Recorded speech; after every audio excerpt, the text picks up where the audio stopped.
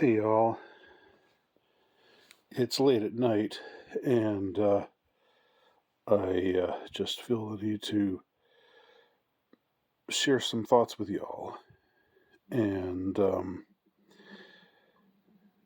again, this is not exactly, this is kind of apropos of nothing per se, but it's still, um, it actually relates to a couple of the videos that I recorded earlier in the year when I was reflecting on this blitz by BetterHelp, the organization BetterHelp, and their attempt to basically get everyone into therapy. And I shared my opinion on therapy and why I thought it in my from my perspective it's bogus. It doesn't work.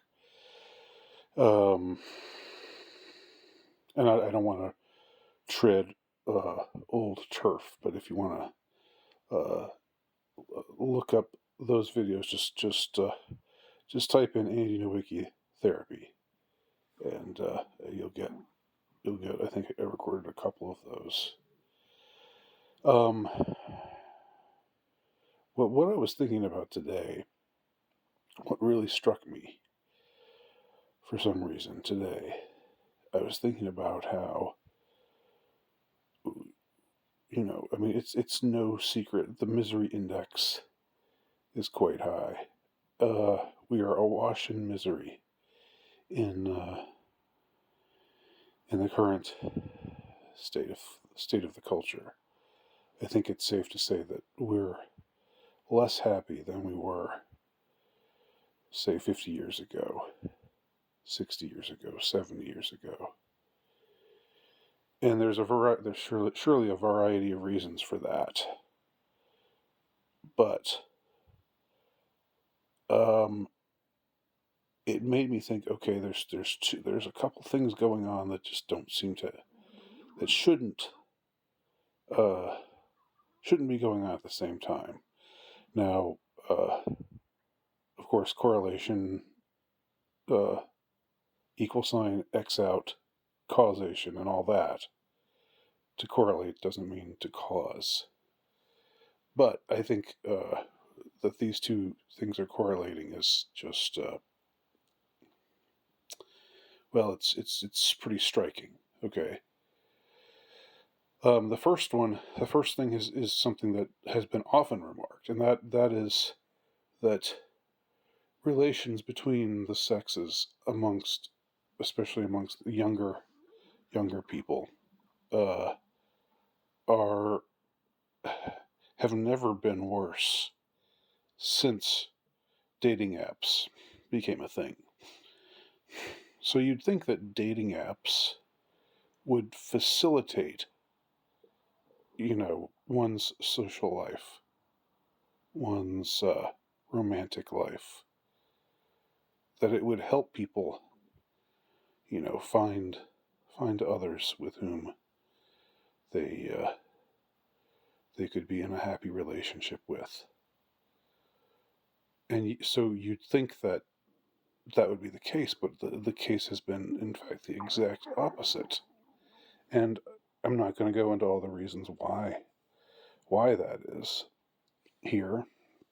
I'm not going to talk about hypergamy or, the 80-20 or 90-10 or 95-5 phenomenon, or, why average or below average guys are basically go ignored. I've talked about that elsewhere. Plenty of other people have talked about that, and how, of course, it doesn't, in the long run, it doesn't really help women either.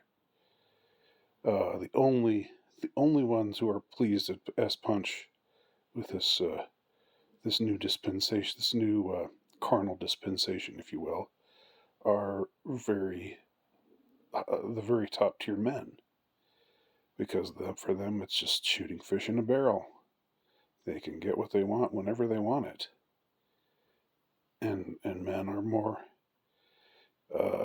amenable to having some variety, let us say, than women are uh, in their natural state, in their not natural. I shouldn't put it that way, but in their pre-civilizational state, uh, men are more susceptible to living that kind of life if they can. Whereas women who live that kind of life, it tends to do quite a bit more damage in the long run, and even in the middle run, and perhaps even in the short run. Um, so the upshot of all this is everybody's more miserable. Just about everybody except the best looking guys, uh, the most desirable, the most high status guys. Everybody else is miserable for different reasons. Younger men, because they're just not getting noticed at all. I mean, younger men and who are more average-ish uh, in looks or status or other markers of attractiveness or desirability, and women because it's easy enough to find uh, men who are willing to date them, and with all that is implied in dating, with dating, think of dating as a euphemism. Um, that's not ultimately what they want. They want to find someone who will commit, someone desirable who will commit to them. And as I said, you know, there's really no social pressure to do that now, like there was, before the sexual revolution. You couldn't just cat about as a man. You could, but if you did, you were seen as disreputable, and you know, and it was discouraged, and it was looked on with disapproval by polite society. Now, today, it's not. Today, whatever people want to do uh, is, it's nobody else's business. That's the conventional wisdom. In the past, it was like, oh, this guy's a cad, or this woman is a homewrecker, and that's bad, and we want to discourage that, socially speaking. Anyway, I've gone a little bit farther afield than I intended to. I kind of took a little turn there, but it's relevant to the main thrust of what I'm trying to say here, and it does relate to therapy, which is what I began by talking about. Because while as I've said, we've seen this unlikely phenomenon, or unlikely just in the sense that one would think that dating apps would help or facilitate, uh, dating for people, generally speaking, and it would help people become happier in their romantic lives. And it hasn't had that effect. It's had the opposite effect for just about everyone, with the asterisks being the few exceptions that I noted. Now, with therapy, I mean, therapy is much more common. It's much more common today for, average, ordinary, everyday people to see a therapist. That wasn't the case. That wasn't the case. Wasn't the case like 100 years ago, or longer, when therapy first came onto the scene, when Freud and the boys first burst onto the scene. It was only the affluent, uh, well-educated types who were doing therapy. but today it's seen as like, well, anybody can be in therapy. Anybody should be in therapy. If you're not, if you're a little down, maybe see a therapist. Um, so again, it's a situation where one would think that there being a greater number of therapists and therapy being a thing that is more socially encouraged than it used to be. You know, in the past, uh,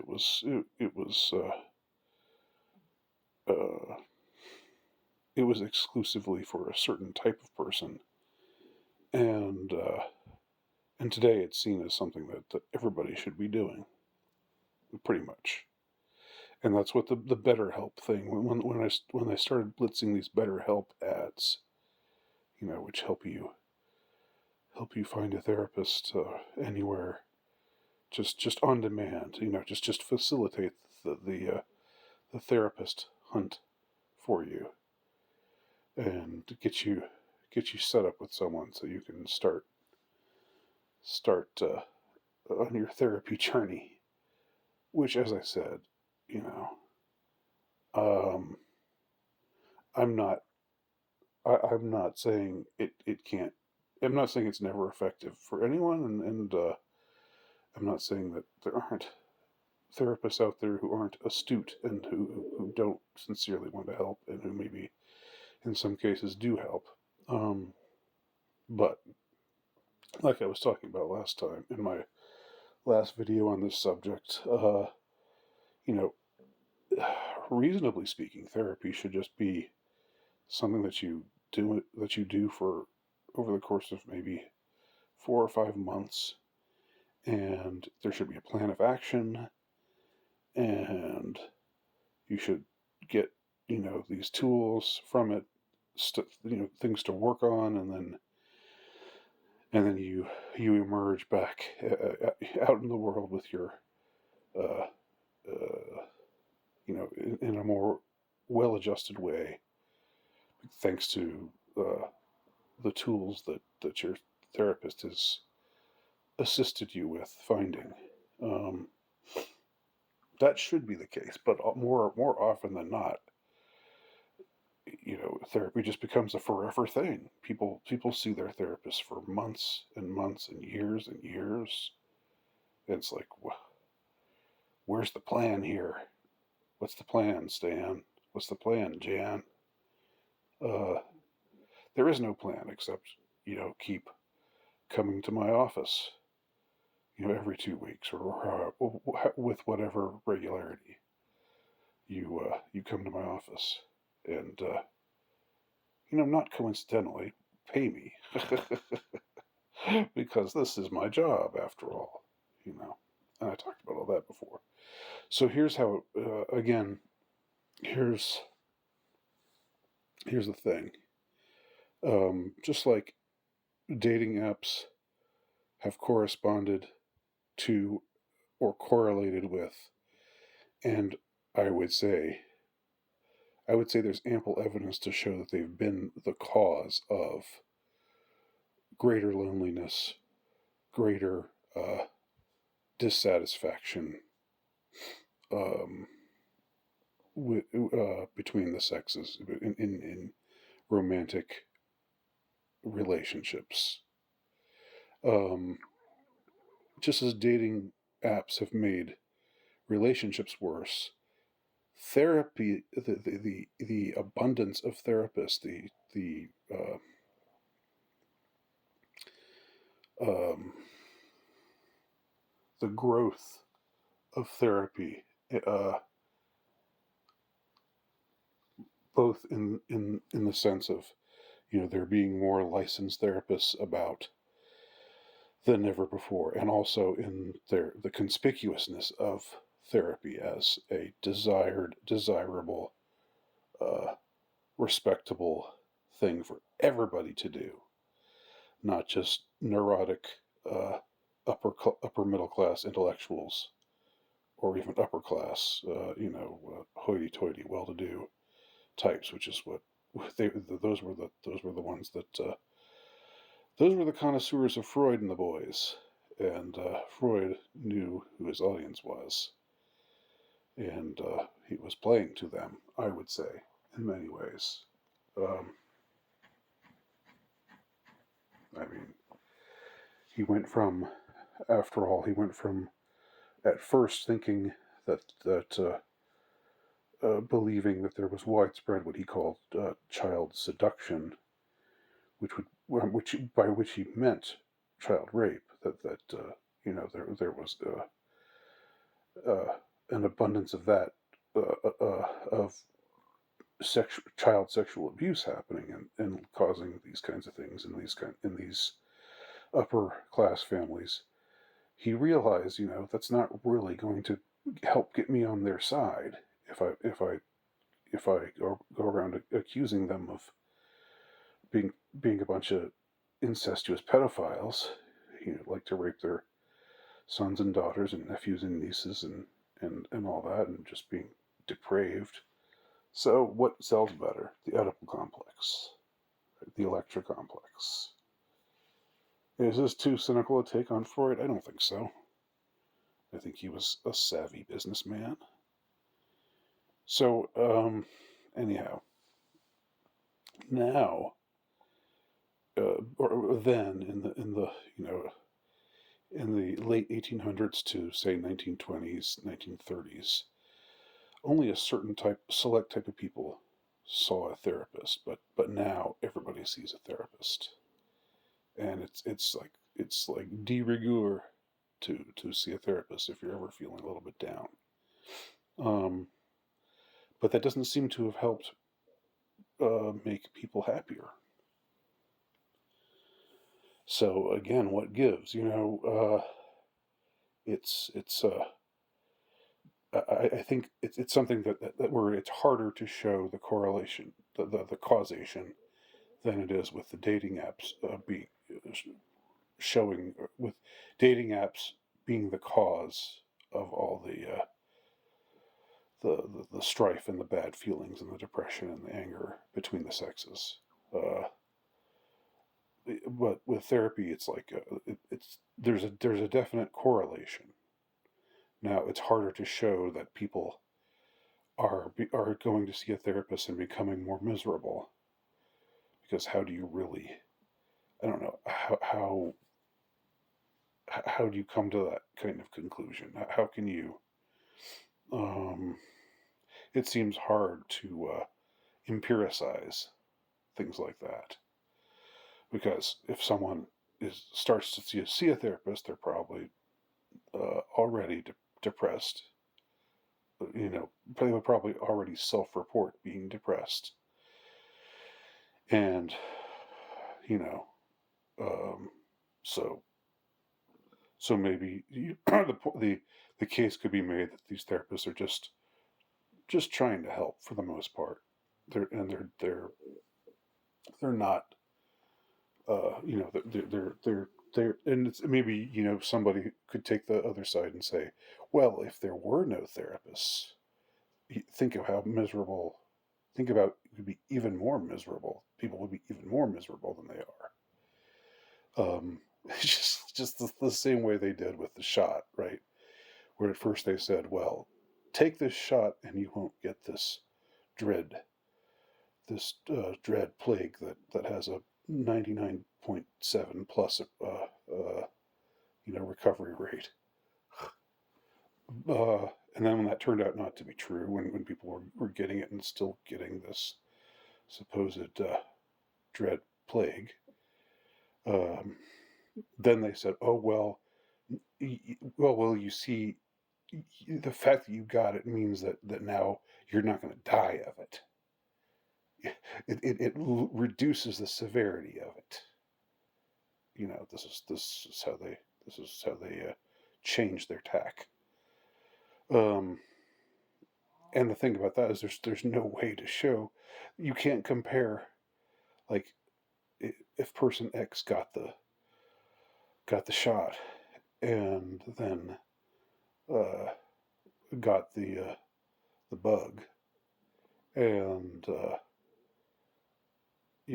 and then was really sick, but eventually got better, which is what normally happens when people get sick. They get sick for a few days, and they get better. Um, then he can say, well, it's because I got, thank God for the shot. Well, but the thing is, there's no way to compare that. There's no alternate universe that you can uh, just just shift over to, where person X uh, didn't get the shot, and then where you can observe how sick he got, or if he got sick at all. Uh, there's no comparing. That's the thing about making that claim. There's no way to compare. That and that's what was so disingenuous about it.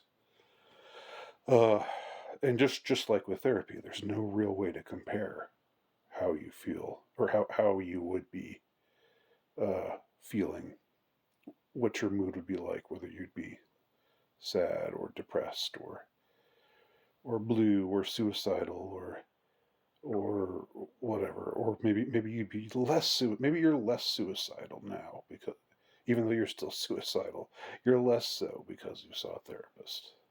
Uh, again, there's just no way to demonstrate that one way or the other. But and here's what I'll conclude with. Um, conclude this rather rambling late night dialogue, late night monologue. Maybe it's a dialogue. Maybe you're saying something back to me that I just can't hear. But this is. I'm just going to conclude by asking this question, because nothing can really be empirically shown to be definitely true or definitely false. But I think people.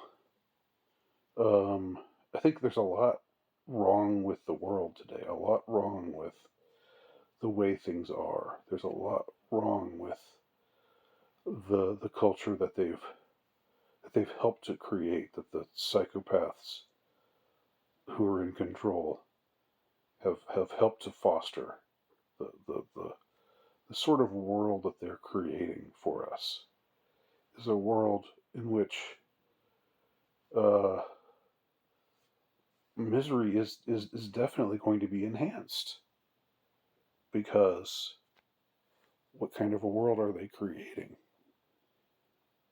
They're trying to create a world, where everything that is normal, everything that is decent, everything that is virtuous, everything that is righteous, uh, gets sneered at, gets laughed at, and everything that's perverse, everything that's um, depraved, gets praised. It's the upside down. Um, Now,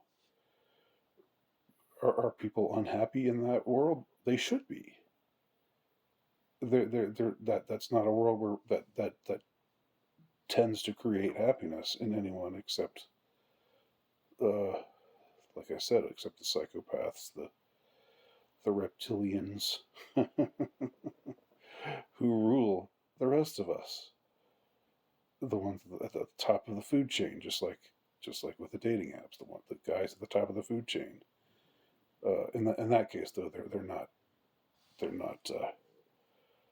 It's not proof of them being. It's not anything to say about their character, except maybe that they're okay being caddish, that they're okay being womanizers. But that doesn't equate to